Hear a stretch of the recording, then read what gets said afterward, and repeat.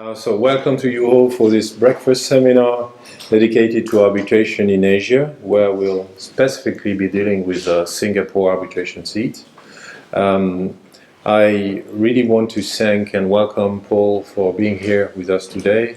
Paul Tan is from RAJAH TANN, Singapore, and he's in Paris for a few days and accepted to be with us to talk about arbitration in Singapore. I also wanted to thank him for his time and dedication to prepare, in fact, this session with us, and this is much appreciated. Thank you very much.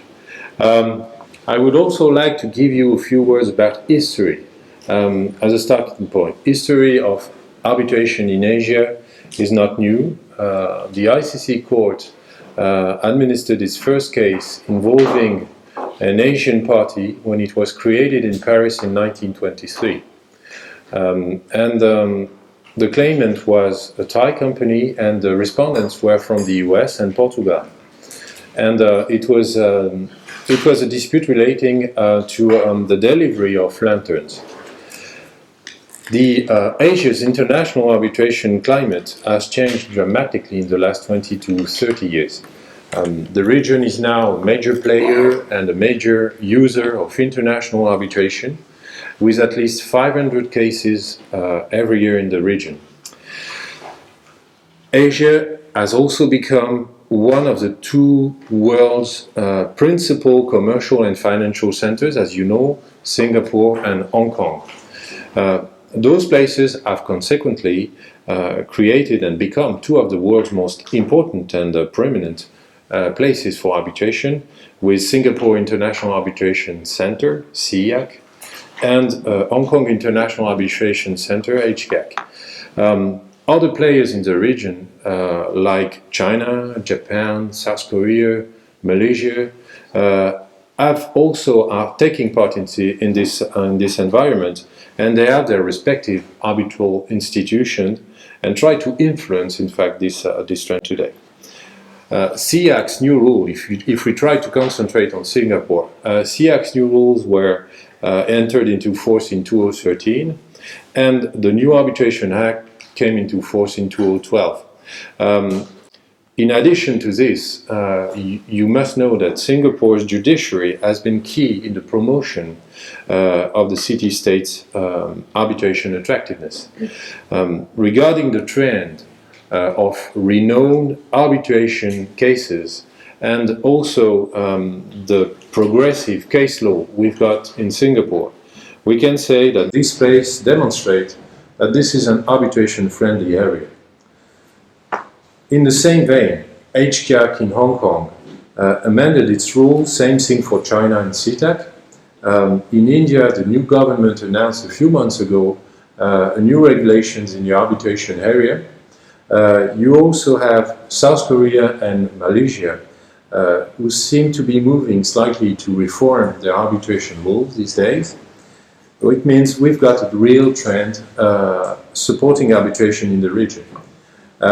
In addition, you also have the existing Asian government agreements regarding the protection of investment, which allows you to protect your foreign investment in the region for all the countries which are member states of this local, economical and commercial agreement. As a preliminary conclusion, there is no doubt that Asian arbitration institutions are playing a major part and an important, increasingly important role in the arbitration settlement today. Asia is ready to attract major arbitration and is attracting very important matters. We see that almost every day. And we are very happy to share our views and practice with you today. And we welcome, of course, your question after the presentation for Paul. And I wish you all that you will enjoy this session and welcome you to LAZAREFF LE BARS.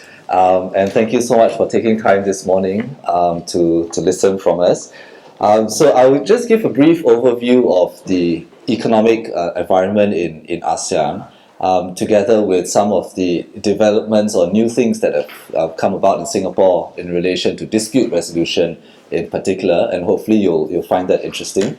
So as you can see, ASEAN is now growing phenomenally. I think those of us in the industries will know that that's been the case the last few years. And in 2015, there is a lot of hope that the ASEAN economic community will become a reality very soon. And that community is intended to reduce trade barriers between ASEAN countries, to increase trade flows, to increase labor movements across borders. So this has been a plan that has been around for a number of years now.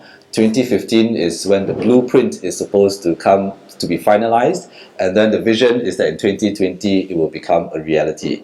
Whether this will happen, it still remains to be seen, but that is the hope, that ASEAN will become one economic union in many ways. But I don't think it will become like the European Union in the sense of political and unity in that way. And the legal institutions, I think, are not close enough at this point in time to be so uniform. So we will see economic development first, and then maybe in the future we might think about other forms of harmonization.